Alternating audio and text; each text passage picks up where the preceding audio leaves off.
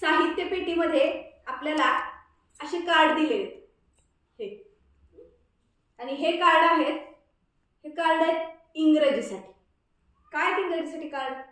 तर याच्यावरती अशी चित्र आहेत आणि या चित्रांना काय म्हणतात ते असं छोट्याशा कार्डवरती लिहिलेले, ते आपल्याला शोधायचे.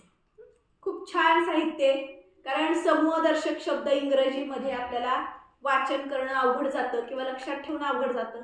मग हे असे शब्द आपल्याला चित्र पाहून शोधायचे आहेत. चला बघा, मी तुम्हाला आधी असे चित्र दाखवणार आणि या चित्रांवरती आधारित तुम्ही काय करायचं आहे, तर कुठले कुठले आपण शब्द घेऊ शकतो ते सांगणार आहात. बघा, मी आधी हे चित्र ठेवते सगळ्या.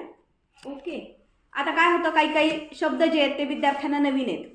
मग सरावासाठी म्हणून आपण त्याच्या मागं असं लिहिलं आणि पाठ करण्यासाठी जर दिलं तर विद्यार्थ्यांना आपल्याला हे असं लपवता पण येणार आणि दाखवता पण येणार, शिवाय पाठांतर करता येणार. त्यासाठी आता आपण सगळं पाठ करून झालेलं आहे, आपल्याला वाचन घ्यायचं आहे. चला स्टार्ट करूया. बघा, कुठलं घेऊया? काय वाच? A bunch of grapes. A bunch of grapes. कुठे? व्हेरी गुड, शाबाश. Bunch of grapes. ओके, घ्या पुढचं. चला पुढं सांगा पटपट. हां, swarm of bees. Very good, very good. Swarm of bees. चला पुढं.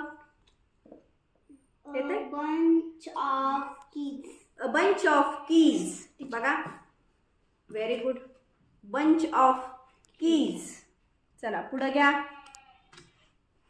Team of players. Players. Team of players. Very good. चला पुढं घ्या. Flight of birds. Very good. Flight of birds म्हणजे उड्डाण, पक्ष्यांचे उड्डाण. पुढं बघा. ए कॉलनी ऑफ अँट्स म्हणजे कुठलं? Ants. Very good. Colony of ants. अशा पद्धतीनं विद्यार्थी हे चित्र पाहतात. कधी कधी आपण हे नुसती चिठ्ठी जरी दिली तरी त्याचं वाचन करू शकतात. हे सगळे आपल्याला वाचन करता येत आहेत, कारण चित्र आणि त्याचबरोबर हे वाचन असं आपण याची जोडी लावून पाठांतर केलेलं